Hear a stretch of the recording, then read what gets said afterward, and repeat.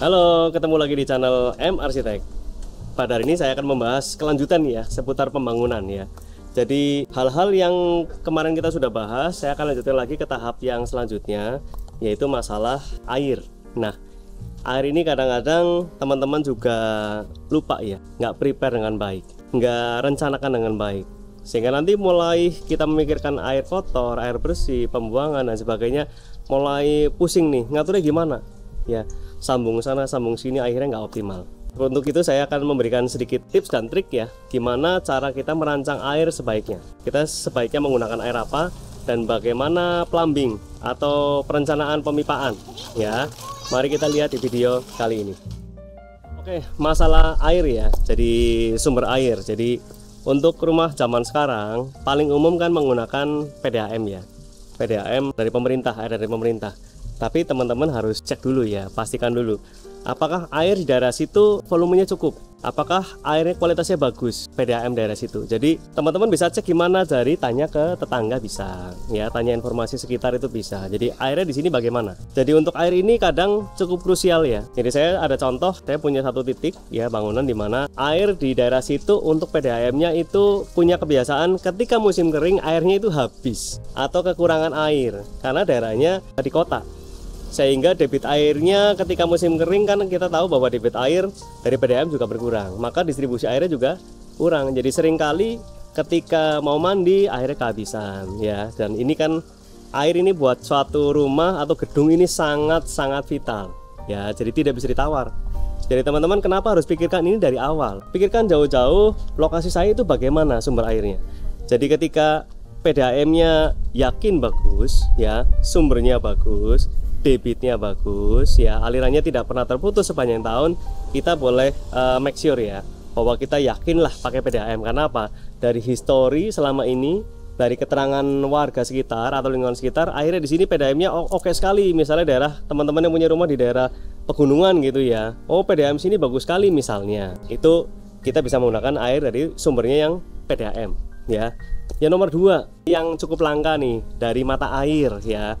Mungkin buat teman-teman yang punya villa di daerah pegunungan bisa mencari sumber air terbaik ya saat ini. Kalau teman-teman bisa ambil dari mata air, saya juga punya satu klien di mana villanya itu memang mempunyai sumber air langsung dari mata air ya. Jadi memang di daerah lokasinya dia itu punya mata air yang bisa diakses, sehingga dia bisa memakai air tersebut untuk memang air bersihnya di rumah. Kelebihannya apa? Airnya sangat bersih ya, sangat jernih, kualitasnya sangat-sangat tinggi. Ini cukup langka ya, kalau buat umum orang kita di perumahan di kota mungkin ini nggak ada ya. Jadi sumber yang ketiga kita bisa cari air alami juga, yaitu sumur bor. Sumur bor ini bisa didapatkan di daerah-daerah tertentu juga. Nggak semua lokasi itu ideal untuk dilakukan pengeboran sumur. Harus ditanya juga tadi, sama seperti PDAM, kalau sumur bor juga harus tanya informasi di sekitar situ. Air tanah di sini ketika dibor itu sifatnya gimana?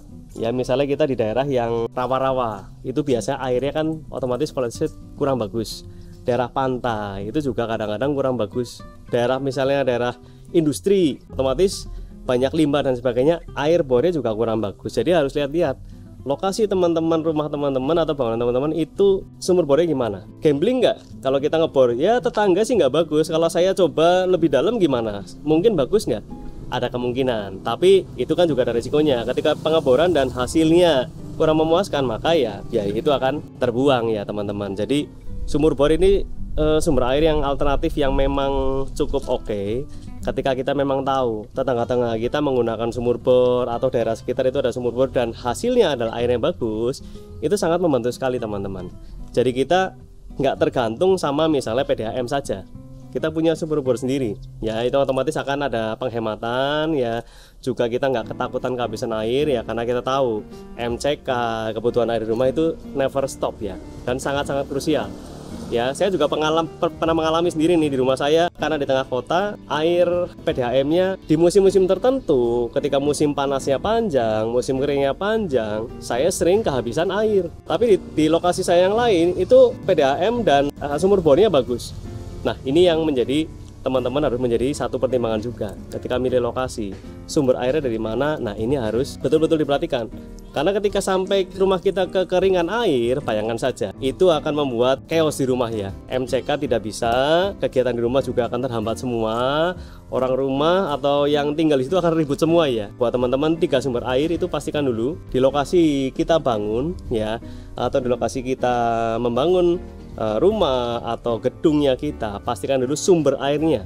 Jadi jangan sampai kita sudah bangun, akhirnya bingung nih, PDAM jelek, sumur bor jelek, loh saya harus gimana? Karena sudah memang memilih lokasi seperti ini, mau nggak mau kadang-kadang ada ya yang sering airnya itu sumber air keempat, yaitu beli air yang pakai mobil itu ya, mobil tangki air ya, yang isinya bisa 5 kubik atau 8 kubik, modelnya beli. Nah, ini kan model yang paling kurang ideal menurut saya. Karena apa? Satu, boros, yang kedua sangat repot, tergantung dari pihak-pihak luar yang memang harus menyediakan. Jadi tadi 4 sumber air yang teman-teman bisa dapatkan di setiap bangunan atau rumah, dan teman-teman bisa gali dulu nih sebelum memilih satu titik di daerah mana, seperti apa air juga jangan lupa dipikirkan. Oke, seperti itu ya teman-teman, semoga berguna konten air kali ini, karena memang air merupakan sumber kehidupan buat kita. Semoga berguna buat teman-teman semua di sana ya, tentang masalah pemilihan sumber air buat rumah kita atau bangunan kita ya. Jika teman-teman suka, jangan lupa subscribe, like, dan komen. Sampai jumpa.